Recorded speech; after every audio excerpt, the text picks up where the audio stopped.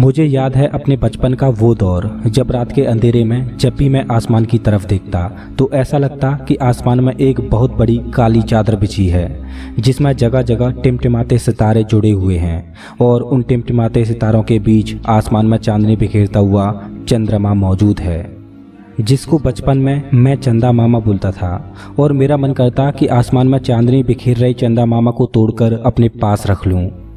खैर, मुझे उम्मीद है कि ऐसा ही कुछ आपका भी बचपन रहा होगा। वैसे अब भी अंतरिक्ष के रहस्यों के बारे में जानने के लिए हमारी जिज्ञासा बनी हुई है। वैज्ञानिक आए दिन नए नए तारों और ग्रहों को खोज रहे हैं जो कि हमसे हजारों प्रकाश वर्ष दूर हैं। लेकिन हमारे जहन में एक सवाल अपना डेरा डाले बैठा है, वो ये कि वैज्ञानिक जिन ग्रहों और तारों को खोज रहे हैं जिनमें कुछ पर जीवन होने की भी संभावना है, तो क्या हम कभी उन ग्रहों या तारों तक पहुंच पाएंगे?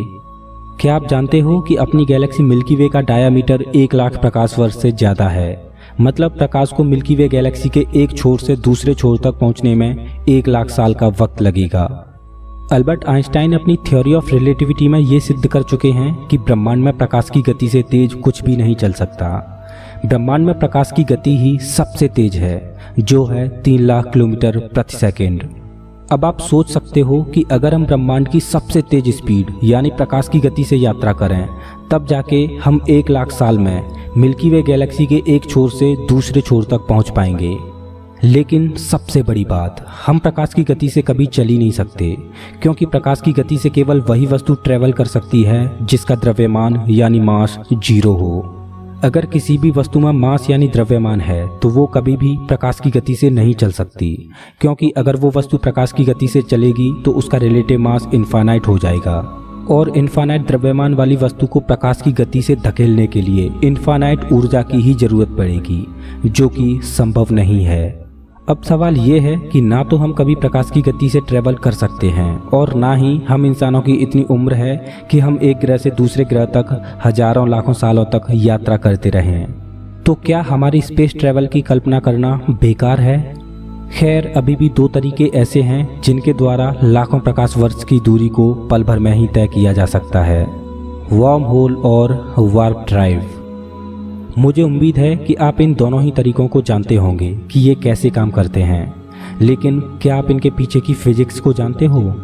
तो चलिए आज कुछ नया जानते हैं। हम जानेंगे कि स्पेस ट्रैवल का सबसे फास्टेस्ट तरीका यानी वर्म होल और वार्प ड्राइव किस कॉन्सेप्ट पर आधारित हैं। स्पेस ट्रैवल के इन दोनों कॉन्सेप्ट को जानने से पहले हमारा स्पेस को समझना बहुत ज़रूरी है, क्योंकि बिना स्पेस को समझे हम इन दोनों तरीकों को नहीं समझ सकते। तो चलिए जानते हैं कि स्पेस क्या है। स्पेस के बारे में बहुत से लोगों के मन में एक गलत अवधारणा है। जब भी हम स्पेस की कल्पना करते हैं तो हमारे दिमाग में धरती से कुछ हजार किलोमीटर ऊपर मौजूद वो जगह आती है जहां पर कुछ भी मौजूद नहीं है। क्या यही है स्पेस? नहीं। स्पेस को समझने के लिए हमें अपनी कल्पना के सागर में डूबना होगा और गहराई में जाकर स्पेस को इमेजिन करना होगा। तो चलिए अपनी कल्पना के सागर में गोता लगाते हैं। कल्पना कीजिए कि आपके चारों ओर जो भी चीज़ें मौजूद हैं वो सब गायब हो जाएं। सभी पेड़ पौधे, सभी इंसान, हवाई जहाज, कार, बादल, पृथ्वी, सूर्य, सभी तारे और ग्रह, सभी गैलेक्सी, ब्रह्मांड में मौजूद हर एक चीज़, छोटे से छोटा कण और आप खुद। अब मैं आपसे पूछता हूँ कि अब क्या बचा? आपका जवाब होगा कुछ नहीं, लेकिन आपका जवाब गलत है। जिसे आप कुछ नहीं बोल रहे हो वही तो सब कुछ है। ब्रह्मांड में सब कुछ खत्म होने के बाद जो बचा है वो है स्पेस, जिसको हम एम्प्टी स्पेस यानी खाली जगह बोलते हैं। लेकिन क्या ये जगह वाकई में खाली है? आपको ये तो पता ही होगा कि ब्रह्मांड बिग बैंग के बाद लगातार फैल रहा है। सभी आकाशगंगाएं एक दूसरे से दूर जा रही हैं। लेकिन क्या आपने कभी सोचा है कि ऐसा क्या है जो फैल रहा है? और सभी आकाशगंगाएं एक दूसरे से दूर जा रही हैं, वो किस में जा रही हैं? दरअसल इसका जवाब है स्पेस, जिसको हम ब्रह्मांड बोल रहे हैं कि ब्रह्मांड फैल रहा है। लेकिन अगर इसको दूसरे शब्दों में बोलें तो ब्रह्मांड नहीं बल्कि स्पेस फैल रहा है। और इसी स्पेस के फैलने की वजह से सभी आकाशगंगाएं एक दूसरे से दूर होती जा रही हैं। चलिए इसको एक एक्सपेरिमेंट के जरिए समझते हैं। मान लो कि आपके पास एक गुब्बारा है जिसके टॉप पर आपने आकाशगंगाओं के छोटे छोटे मॉडल लगाए हैं। अब आप इस गुब्बारे में जैसे जैसे हवा भरते जाओगे वैसे वैसे गुब्बारा फूलता जाएगा और गुब्बारे के ऊपर डिनोटेड आकाशगंगाएं एक दूसरे से दूर होती जाएंगी। हमारा ब्रह्मांड भी कुछ इसी तरह से है। जैसे गुब्बारे को हम स्पेस बोल सकते हैं और उस स्पेस में मौजूद मैटर यानी पदार्थ को आकाशगंगाएं, जिसे हम एम्प्टी स्पेस यानी खाली स्थान बोल रहे हैं, उसका जन्म बिग बैंग विस्फोट से ही हुआ है और बिग बैंग से लेकर अब तक ये स्पेस फैलता ही जा रहा है। और इस स्पेस की खास बात यह है कि ये स्पेस जोर लगाकर खींचने पर एक्सपेंड भी हो सकता है और दबाने पर कंप्रेस भी हो सकता है। इसको ट्विस्ट भी किया जा सकता है और इसको बेंड भी किया जा सकता है। आप इस स्पेस को अपने मन मुताबिक तरीके से कंट्रोल कर सकते हो, लेकिन स्पेस को कंट्रोल करने के लिए आपको ऊर्जा की ज़रूरत पड़ेगी, जिसको हम आगे जानेंगे। चलिए स्पेस को एक एग्जाम्पल के द्वारा और समझते हैं। आपने कभी ना कभी कोई ना कोई ड्रामा तो ज़रूर देखा होगा। अगर मैं सही हूँ तो आपने उस ड्रामे में सिर्फ एक ही चीज़ को नोटिस किया होगा, वो है एक्टर की एक्टिंग और ड्रामे की स्टोरी।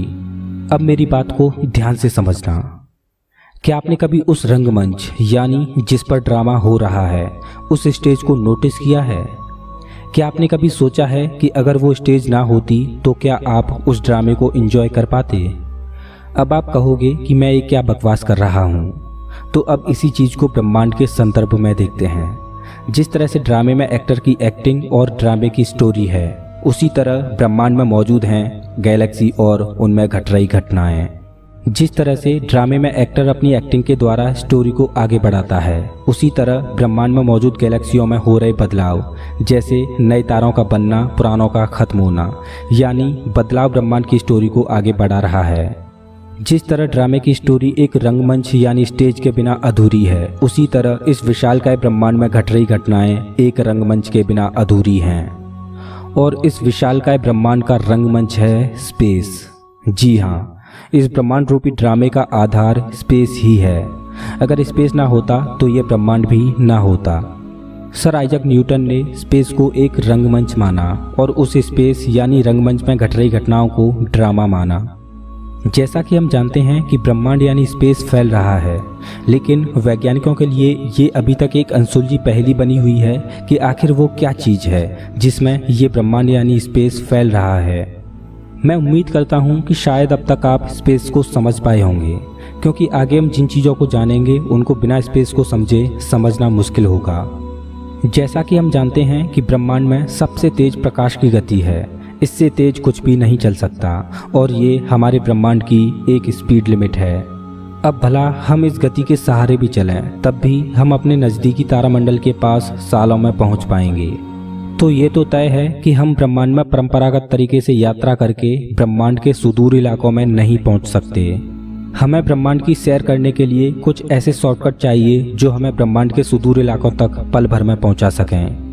फिलहाल हम ऐसे दो साइंस फिक्शनल तरीकों को जानते हैं जो हमें ब्रह्मांड के सुदूर इलाकों तक पल भर में पहुंचा सकते हैं। वो हैं वार्म होल और वार्प ड्राइव।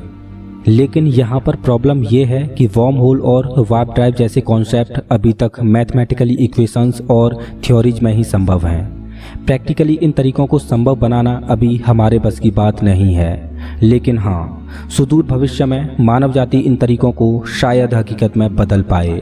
हालांकि वार्प ड्राइव और वार्म होल जैसे कॉन्सेप्ट को आप साइंस फिक्शनल मूवीज़ में देख सकते हो।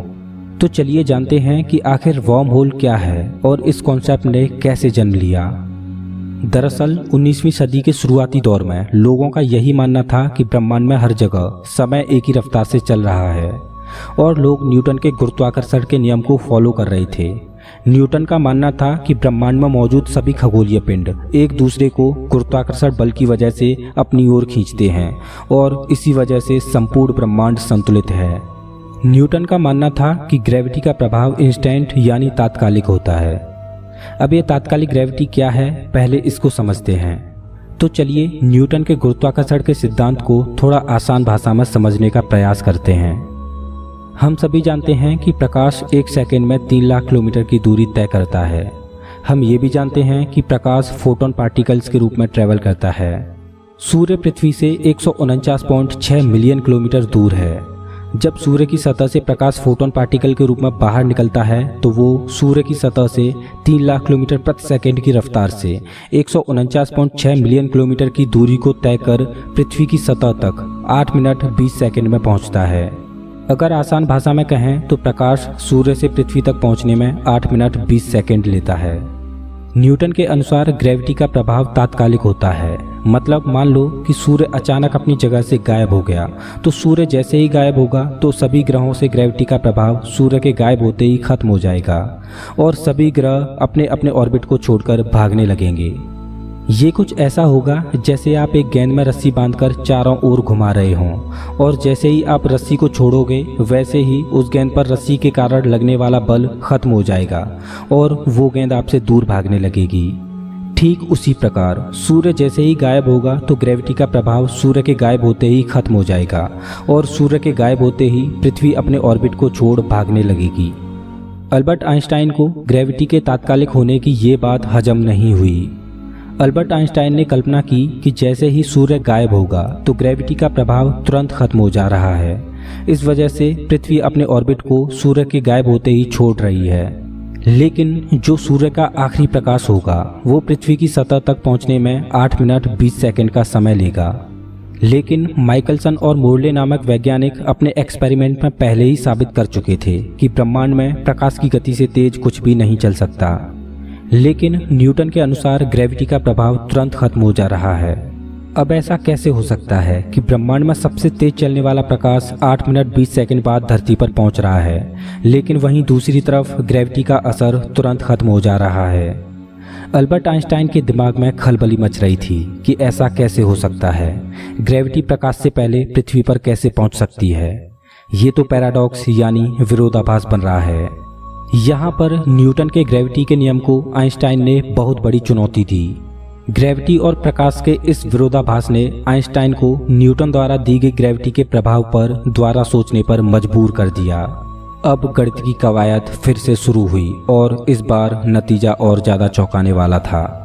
आइंस्टाइन ने बताया कि ग्रेविटी स्पेस और टाइम दोनों की ही ज्योमेट्री को प्रभावित करती है। मतलब ग्रेविटी स्पेस को मोड़ देती है। अब ये क्या कॉन्सेप्ट है, कर्व स्पेस, वो कैसे संभव है? जैसा कि हमने अभी स्पेस के बारे में जाना था कि स्पेस को एक्सपेंड किया जा सकता है, कंप्रेस किया जा सकता है, ट्विस्ट किया जा सकता है और स्पेस को बेंड भी किया जा सकता है। जैसा कि मैंने आपको बताया था कि स्पेस को कंट्रोल करने के लिए हमें ऊर्जा की ज़रूरत पड़ेगी और E=mc² से हम जानते हैं कि ऊर्जा को मास में और मास को ऊर्जा में बदला जा सकता है। मतलब किसी भी वस्तु में अगर मास है तो वो वस्तु स्पेस टाइम को प्रभावित कर रही है, मतलब वो स्पेस को मोड़ रही है। हमारा सूर्य और उसके ग्रह और ब्रह्मांड में मौजूद सभी खगोलीय पिंड स्पेस को मोड़ रहे हैं। अल्बर्ट आइंस्टाइन के दिमाग में खलबली मची हुई थी कि अगर स्पेस कर्व है तो इसका पता कैसे चलेगा, क्योंकि हम स्पेस को देख नहीं सकते, केवल महसूस कर सकते हैं। आखिर कुछ दिन बाद अल्बर्ट आइंस्टाइन को इस सवाल का भी जवाब मिल गया। हुआ कुछ ऐसा था कि जिस दिन सूर्य ग्रहण था उस दिन आइंस्टाइन वेधशाला में अपने परीक्षण को अंजाम देने के लिए पहुंचे। दरअसल जब आइंस्टाइन सूर्य ग्रहण को ऑब्जर्व कर रहे थे तब उन्हें सूर्य के ऊपर एक तारा दिखाई दे रहा था, लेकिन वो तारे का केवल एक आभासी प्रतिबिंब था। मतलब तारे की एक्चुअल पोजीशन सूर्य के ठीक पीछे थी। इस वजह से वो तारा सूर्य के आगे होने की वजह से दिखाई नहीं देना चाहिए था, लेकिन वो तारा सूर्य के पीछे होने के बावजूद भी सूर्य के ऊपर दिखाई दे रहा था। ऐसा केवल एक ही स्थिति में संभव था, अगर प्रकाश उस तारे से निकलकर सूर्य के ऊपर से कर्व होते हुए पृथ्वी तक पहुंचे। लेकिन ऐसा भी केवल एक ही स्थिति में संभव था, वो ये कि खुद स्पेस जिसमें प्रकाश ट्रेवल कर रहा है अगर कर्व हो तो प्रकाश भी कर्व स्पेस फॉलो करेगा। और उस दिन अल्बर्ट आइंस्टाइन ने यह साबित किया कि स्पेस ग्रेविटी की वजह से अपनी शेप को बदलता है, यानी कर्व होता है। बाद में आइंस्टाइन ने बताया कि सूर्य के चारों ओर परिक्रमा कर रहे ग्रह ग्रेविटी की वजह से नहीं बल्कि कर्व स्पेस की वजह से संतुलित हैं और सभी ग्रह कर्व स्पेस की वजह से ही सूर्य के चारों ओर घूम रहे हैं। इसको कुछ इस तरह से समझ सकते हैं, मान लो कि एक रबर की शीट है और उस शीट के बीच में एक भारी गेंद रख दी जाए तो उस भारी गेंद की वजह से शीट में थोड़ी सी विकृति आ जाएगी। गेंद के भारी होने की वजह से गेंद के पास शीट में कर्व आ जाएगा। इसी तरह से ब्रह्मांड में मौजूद खगोलीय पिंड स्पेस को कर्व करते हैं। अब उस कर्व शीट के पास एक छोटी गेंद को रखा जाए तो वो छोटी गेंद उस बड़ी गेंद के चारों ओर घूमने लगेगी और जैसे जैसे गेंद की स्पीड स्लो होगी तो वो घूमते हुए बड़ी गेंद के पास पहुंच जाएगी। कुछ इसी तरह से हमारा सोलर सिस्टम काम कर रहा है और अच्छी बात यह है कि ग्रहों की स्पीड कभी भी कम नहीं होने वाली जब तक इनसे कोई बड़ा ग्रह विपरीत दिशा से ना टकराए। ऑब्जेक्ट जितना भारी होगा वो स्पेस टाइम को उतना ही ज़्यादा बेंड करेगा और ब्लैक होल के पास स्पेस पूरी तरह से बेंड होकर अपनी दिशा ही बदल देता है, या यूं कहें कि ब्लैक होल के पास स्पेस 360 डिग्री तक मुड़ जाता है और इसी वजह से प्रकाश भी ब्लैक होल के चारों ओर 360 डिग्री तक मुड़ जाता है। यही कारण है कि प्रकाश एक बार ब्लैक होल में प्रवेश कर गया तो वो फिर कभी बाहर नहीं निकल पाता। वैसे तो ये संभव नहीं कि कोई ब्लैक होल में जाकर जिंदा बच पाए, लेकिन मान लो कल्पना में ही सही, अगर कोई इंसान ब्लैक होल के अंदर पहुंचकर भी जिंदा रहता है तो उसको अपना पीछे से सिर दिखाई देगा, क्योंकि ब्लैक होल के अंदर प्रकाश 360 डिग्री तक मुड़ता है। इस वजह से सिर से निकलने वाला प्रकाश घूमते हुए आंखों में पहुंचेगा और सिर दिखाई देगा। खैर ये तो एक हाइपोथेटिकल परिकल्पना थी। 1935 में अल्बर्ट आइंस्टाइन और फिजिसिस्ट नेथन रोसन ने थ्योरी ऑफ रिलेटिविटी का सहारा लेते हुए वर्म होल का कॉन्सेप्ट सामने रखा। वर्म होल के इस कॉन्सेप्ट के सहारे लोग ब्रह्मांड के सुदूर इलाकों में यात्रा करने और टाइम ट्रेवल की कल्पना करने लगे। दरअसल वर्म होल का कॉन्सेप्ट कुछ इस प्रकार है। मान लो हमें अपने नज़दीकी तारामंडल अल्फा सेंटोरी तक जाना है। वैसे तो यह संभव नहीं कि हम प्रकाश की गति से चल पाएं, लेकिन फिर भी मान लो हम प्रकाश की गति से पृथ्वी से अल्फा सेंटोरी तक पहुंचते हैं तो हमें अपनी डेस्टिनेशन तक पहुंचने में 4.3 साल का वक्त लगेगा। लेकिन अगर हम स्पेस को ही मोड़ दें और स्पेस को मोड़ने के बाद हमारे पास जो शॉर्ट रास्ता होगा उस रास्ते पर ट्रैवल करें तो हम अल्फा सेंटोरी तक एक क्षण में ही पहुंच जाएंगे और एक लंबी यात्रा करने से भी बच जाएंगे। ब्रह्मांड में मौजूद इस शॉर्ट रास्ते को ही हम वर्म होल बोलते हैं और वर्म होल के सहारे हम ब्रह्मांड में लाखों करोड़ों प्रकाश वर्ष की दूरी को पल भर में तय कर सकते हैं। वैसे वर्म होल का कॉन्सेप्ट अभी तक साइंस फिक्शनल है और अभी इस कॉन्सेप्ट को केवल साइंस फिक्शनल मूवीज में ही इस्तेमाल किया जा रहा है। वैज्ञानिक ऐसा भी मानते हैं कि स्पेस टाइम में आई विकृतियों की वजह से वर्म होल प्रति क्षण बनते रहते हैं और नष्ट होते रहते हैं। यहाँ तक कि वर्म होल अभी हमारे आसपास बन रहे होंगे और नष्ट हो रहे होंगे, लेकिन ये वर्म होल इतने छोटे होते हैं कि हम इनको डिटेक्ट नहीं कर पाते और ना ही हमारे पास इतना समय होता है कि इनको डिटेक्ट कर पाएं, क्योंकि ये बनते ही नष्ट हो जाते हैं। अब सवाल ये है कि क्या हम वर्म होल्स को कंट्रोल कर सकते हैं? तो जवाब है हाँ। अगर हमारे पास प्रचुर मात्रा में एक्जॉटिक मैटर हो तो हम वर्म होल्स को कंट्रोल कर सकते हैं, क्योंकि एक्जॉटिक मैटर का प्रभाव नॉर्मल मैटर से उल्टा होता है। लेकिन खुद एक्जॉटिक मैटर ही साइंस फिक्शनल है। अभी तक एक्जॉटिक मैटर को ब्रह्मांड में कहीं भी डिटेक्ट नहीं किया गया है। चलिए अब बात करते हैं वार्प ड्राइव की। ये कॉन्सेप्ट भी अभी साइंस फिक्शनल है, लेकिन उम्मीद है कि सुदूर भविष्य में वैज्ञानिक इस टेक्नोलॉजी को हासिल कर पाएं। वार्प ड्राइव टेक्निक सुनने में जितनी अच्छी लगती है, शायद इस टेक्नोलॉजी पर विजय हासिल करना उतना ही मुश्किल हो। जैसा कि हम जानते हैं कि ब्रह्मांड में परंपरागत तरीके से यात्रा करना केवल प्रकाश की गति से ही संभव है, लेकिन वार्प ड्राइव टेक्नोलॉजी वाले अंतरिक्ष यान प्रकाश से भी कई गुना तेजी से चल सकते हैं। अब आप कहोगे कि प्रकाश से तेज कुछ भी नहीं चल सकता, तो ये अंतरिक्ष यान प्रकाश से तेज कैसे चलेंगे? तो इसका जवाब है कि ब्रह्मांड में केवल स्पेस में ट्रैवल करने की गति निर्धारित है। अगर स्वयं स्पेस ही ट्रैवल करे तो उसके लिए कोई भी स्पीड लिमिट नहीं। और हम जानते हैं कि खुद स्पेस प्रकाश की गति से भी तेज स्पीड से फैल रहा है, क्योंकि जैसा हम जानते हैं कि ब्रह्मांड लगभग 14 बिलियन साल पुराना है। अगर ब्रह्मांड के चारों ओर फैलने की दर प्रकाश की गति के बराबर होती तो आज ब्रह्मांड का डायामीटर 28 बिलियन प्रकाश वर्ष होता, लेकिन ऐसा नहीं है। असल में हमारे मौजूदा ब्रह्मांड का डायामीटर 93 बिलियन प्रकाश वर्ष है, जो साबित करता है कि ब्रह्मांड प्रकाश से भी तेज गति से फैल रहा है। अब एक नज़र वार्प ड्राइव टेक्नोलॉजी पर डालते हैं। वार्प ड्राइव टेक्निक में हम स्पेस में ट्रैवल नहीं करेंगे, बल्कि खुद स्पेस को ही ट्रैवल कराएंगे। मेरी बात पर ध्यान देना, स्पेस में ट्रैवल करना और खुद स्पेस को ट्रैवल कराना, दोनों ही बातों में अंतर है। क्योंकि स्पेस में ट्रैवल करने की एक स्पीड लिमिट है, लेकिन स्पेस को ट्रैवल कराने की कोई भी स्पीड लिमिट नहीं है। चलिए इसको एक छोटे से एग्जाम्पल से समझते हैं। मान लीजिए कि कोई कीड़ा रबर के वायर पर ट्रैवल कर रहा है और वो रबर का वायर स्ट्रेच किया जा सकता है। अब मान के चलिए कि उस कीड़े को पॉइंट ए से बी तक जाना है। जैसा कि हम जानते हैं कि वायर को स्ट्रेच किया जा सकता है। अगर हम वायर को उस जगह से पकड़ें जहां पर कीड़ा मौजूद है और पकड़कर वायर को बी पॉइंट तक खींचकर पहुंचा दें, तो आपने नोटिस किया होगा कि कीड़ा बिना चले ही अपनी डेस्टिनेशन पर पहुंच गया। अगर परंपरागत तरीके से वो कीड़ा ए से बी तक जाता तो उसको समय लगता, क्योंकि कीड़े की एक स्पीड लिमिट है। लेकिन हमने उस वायर को ही खींचकर उस कीड़े को बिना चले ही डेस्टिनेशन तक पहुंचा दिया। आपने एक चीज और नोटिस की होगी कि कीड़े के पीछे वायर एक्सपेंड हो गया और उसके आगे का वायर कॉन्ट्रैक्ट हो गया। कुछ इसी कॉन्सेप्ट पर वार्प ड्राइव टेक्नोलॉजी आधारित है। जैसा कि हम जानते हैं कि स्पेस को एक्सपेंड भी किया जा सकता है और कॉन्ट्रैक्ट भी किया जा सकता है। तो हम जिस अंतरिक्ष यान में यात्रा कर रहे होंगे उसके आगे के स्पेस को कॉन्ट्रैक्ट किया जाएगा और यान के पीछे के हिस्से को एक्सपेंड किया जाएगा, और हम प्रकाश से भी कई गुना तेज रफ्तार से ब्रह्मांड के सुदूर इलाकों में यात्रा कर पाएंगे।